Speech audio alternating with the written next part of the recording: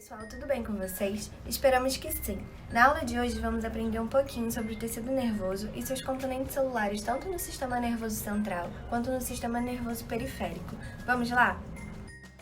O tecido nervoso é um dos tecidos mais especializados, capaz de receber, interpretar e responder vários estímulos que se originam fora ou no interior do organismo. Ao ser estimulado, esse tecido torna-se capaz de conduzir os impulsos nervosos de maneira rápida e às vezes por distâncias relativamente grandes. As células do tecido nervoso são altamente especializadas no processamento de informações e compreende basicamente dois tipos celulares, os neurônios e as células da glia ou neuróglia, que serão o foco da nossa aula de hoje. Começando a falar dos componentes celulares do tecido nervoso, nós temos os neurônios, que são células responsáveis pela recepção e transmissão dos estímulos do meio interno e externo, permitindo a execução de respostas adequadas para a manutenção da homeostase no organismo. Os neurônios se comunicam entre si ou com células efetoras através de uma linguagem elétrica, ou seja, através de modificações de potencial de membrana. Esse assunto, entretanto, não será abordado na aula de hoje. Vamos nos atentar apenas na composição celular do tecido nervoso, tudo bem?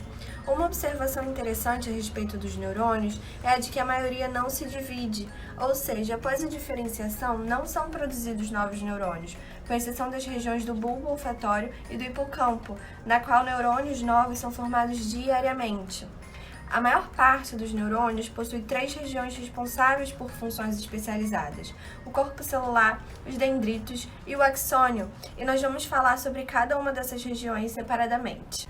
Vamos começar pelo corpo celular dos neurônios, considerado seu centro metabólico, pois aqui ocorrem as diversas reações químicas de renovação e degradação de componentes dessa célula, além de receber estímulos através de contatos sinápticos. Essa região, de formato e tamanho muito variável, contém o núcleo e o citoplasma, onde encontramos diversas organelas. Dentre elas, destacam-se as envolvidas na síntese proteica, os ribossomos, retículo endoplasmático liso e rugoso e o complexo de Golgi. Encontram-se também os conhecidos corpúsculos de início, que são retículos endoplasmáticos com ribossomos aderidos à sua membrana, que são especializados na síntese e transporte de proteínas na célula. Agora, em relação ao citoesqueleto, os microtúbulos e microfilamentos são idênticos aos de células não neuronais, mas os filamentos intermediários possuem uma composição bioquímica diferenciada e, por isso, são denominados neurofilamentos. Agora, vamos falar da maior estrutura do corpo celular, que é o núcleo, que geralmente está centralizado e possui uma forma arredondada. Como dito anteriormente, na maior parte dos neurônios maduros, os cromossomos não se duplicam mais e funcionam apenas na expressão gênica. Assim, eles estão dispostos como estruturas compactas, contudo em um estado não espiralado. A estrutura que delimita o núcleo, o invólucro nuclear, pode ser considerado como uma parte especial do retículo endoplasmático rugoso e é contínuo com este. Além disso, ele possui uma dupla camada e poros nucleares, através dos quais materiais podem se difundir entre os meios. A próxima estrutura são os dendritos, essas pequenas ramificações que se assemelham a galhos de árvores e possuem as mesmas organelas do corpo celular. Sua especialidade é receber estímulos, traduzindo-os em alterações do potencial de repouso da membrana. Tais potenciais propagam-se em direção ao corpo celular e deixam em direção à próxima estrutura. Além disso, podemos observar nos dendritos expansões da membrana plasmática com características específicas, chamadas de espinhas dendríticas, que se conectam a um ou dois terminais axônicos, formando sinapses axodendríticas. Agora vamos falar da estrutura mais longa do neurônio, o axônio, que pode se originar do corpo ou de um dendrito principal, e denominamos essa região como cone de implantação. Esse prolongamento tem um comprimento variável, que pode ser de alguns milímetros até mais de 1 metro. Sua membrana plasmática é chamada de axolema, enquanto seu citoplasma é chamado de axoplasma. Em relação à sua função, o axônio é especializado em gerar, conduzir o potencial de ação ou impulso nervoso e transmiti-lo para as outras células. Às vezes, os axônios têm muitas ramificações em suas regiões terminais, e cada ramificação forma uma sinapse com outros dendritos ou corpos celulares. Essas ramificações são coletivamente chamadas de arborização terminal. É através dessa porção terminal que se estabelecem conexões com outros neurônios ou com células efetoras. Além disso, os axônios de certos tipos de neurônios apresentam em seu entorno uma camada membranosa, chamada de bainha de mielina. Esse envolvimento, no entanto, não é contínuo ao longo do axônio, ocorrendo em pequenos segmentos e existindo entre eles uma área nua, conhecida como nódulo de Hanver. A bainha de mielina vai atuar na condução dos impulsos nervosos, funcionando como um isolante elétrico e permitindo uma transmissão extremamente rápida através desses nódulos, gastando menos energia. Além disso, a mielina no sistema nervoso central apresenta uma composição um pouco diferente daquela do sistema nervoso periférico, sendo deste último composto por mais esfingolipídios e menos cerebrosídeos, por exemplo.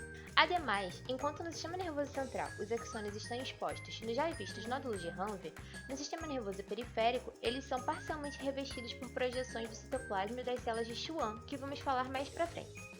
Os neurônios podem ser classificados quanto à sua função, podendo ser sensoriais ou aferentes, que são aqueles que nos vertebrados apresentam seus corpos em gânglios sensitivos, recebem estímulos do organismo ou do ambiente e transmitem informações para o sistema nervoso central. De associação, que são aqueles que constituem a maioria dos neurônios existentes no sistema nervoso central dos vertebrados e estabelecem conexões entre outros neurônios formando circuitos complexos, e ainda como motores ou eferentes, que são aqueles que conduzem o impulso nervoso aos órgãos efetores, como glândulas e fibras musculares, determinando uma secreção ou contração, por exemplo. Outro grupo de células que constitui o sistema nervoso são as células da glia. Elas são constituídas, na verdade, por um conjunto de células chamadas de gliócitos. Essas células não são excitáveis, ou seja, não têm a capacidade de transmitir impulsos nervosos. Assim, a sua função está relacionada principalmente à sustentação dos neurônios. Vale ressaltar também que essas células se comunicam tanto com o sistema nervoso central quanto com o sistema nervoso periférico. Tá, mas quais são as células da glia? Como elas podem ser classificadas? Uma maneira é quanto aos sistemas aos quais elas pertencem. Os estrócitos, oligodendrócitos, microgliócitos e as células ependimárias estão presentes no sistema nervoso central, enquanto que as células satélites e as células de Schwann pertencem ao sistema nervoso periférico. Alguns autores ainda acreditam que essas duas últimas células são derivadas do mesmo tipo celular, apresentando então diferenças fenotípicas. Uma outra maneira de classificar essas células é entre microglia e macroglia, que compreende os estrócitos, oligodendrócitos, as células ependimárias e as células de Schwann. Os estrócitos são as células que possuem formato estrelar e várias ramificações. Eles podem ser classificados de duas formas, como estrócitos protoplasmáticos, aqueles encontrados na substância cinzenta, que apresentam prolongamentos espessos e curtos e se ramificam abundantemente, ou como estrócitos fibrosos, que são aqueles encontrados na substância branca. Eles se ramificam um pouco e apresentam prolongamentos finos e longos. Os estrócitos são células que usam pés vasculares para poder se apoiar nos capilares sanguíneos. E embora não façam sinapse, eles têm um papel muito importante, já que são essenciais para a sobrevivência e manutenção dos neurônios, além de constituir o principal sítio de armazenagem do glicogênio no sistema nervoso central. Os estrócitos podem ainda fazer mitose ou adquirir função fagocítica em caso de lesão ou degeneração. Agora, nós vamos falar sobre o segundo tipo de célula da glia que compõe o sistema nervoso central, que são os oligodendrócitos. Eles são menores que os estrócitos e possuem poucos prolongamentos. E eles são normalmente encontrados em fileiras ao longo de fibras nervosas mielinizadas e em volta dos corpos das células nervosas. Eles não apresentam filamentos em seu citoplasma. Eles têm como função formar a bainha de mielina no sistema nervoso central e influenciam na bioquímica dos neurônios.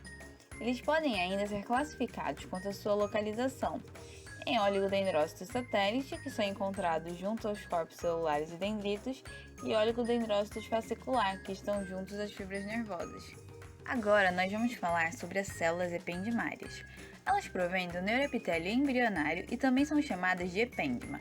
Apresentam formato cuboide ou prismático, com a presença de microvilosidades e cílios, e atuam como epitélio de revestimento simples. Existem três tipos de epêndimas: os ependimócitos, que revestem os ventrículos do encéfalo e o canal central da medula espinal, os tanícitos, que revestem o assoalho do terceiro ventrículo, e as células epiteliais coroides, que cobrem a superfície dos plexos coroides. Vamos falar agora sobre os microgliócitos. Eles compõem a microglia. São pequenos e com formato irregular. Estão espalhados por todo o sistema nervoso central. Acredita-se que sua origem provém dos monócitos, as células que formam os macrófagos do nosso sistema imune, apresentando assim função fagocítica. A microglia atua, então, na remoção de células mortas, dendritos e micro-organismos invasores, e tem sua quantidade aumentada em caso de inflamação.